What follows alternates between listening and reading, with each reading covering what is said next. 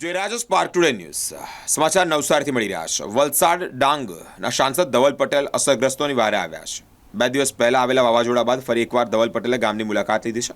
માહિતી મેળવ્યા બાદ ફરી એકવાર પોતાની ટીમ સાથે વાસદાના શિણધઈ ગામે પહોંચ્યા છે। ધવલ પટેલે વાવાઝોડામાં નુકસાન પામેલા મકાનો માટે 7,000 પતરાઓ પણ આપ્યા છે।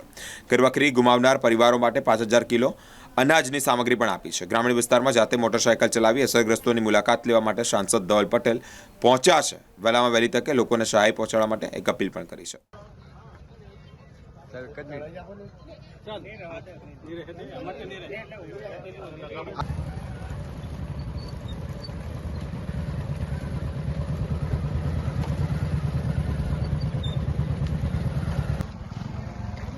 चलो भाई चलो हाँ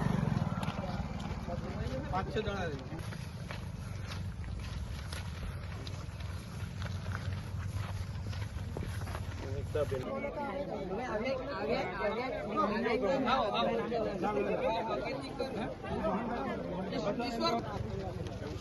बाकी કેટલા છે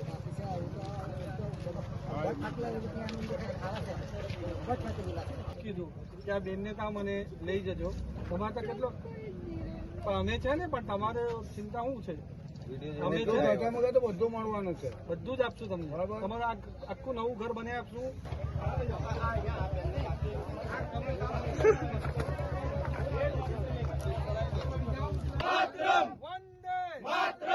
ત્રણ દિવસ પહેલા અતિ ભારે વરસાદ જે પૂરા દક્ષિણ ગુજરાતમાં આવ્યો એમાં ડાંગ જિલ્લો, નવસારી જિલ્લામાં વાંસદા અને ચીખલી અને વલસાડના કાંઠા વિસ્તારમાં તબાહી મચી। અને ખાસ કરીને જે વાંસદાનું અમારું સિંધાઈ ગામ છે એમાં એક સાથે આટલા બધા ઘરોને જે નુકસાન પહોંચ્યું છે, એમના પશુઓને પણ હાનિ થઈ છે, એમના ખેતીમાં પણ હાનિ થઈ છે। એના માટે અમે એક દિવસથી અમારી ટીમ પૂરી અહીંયા રીતે કાર્યરત છે।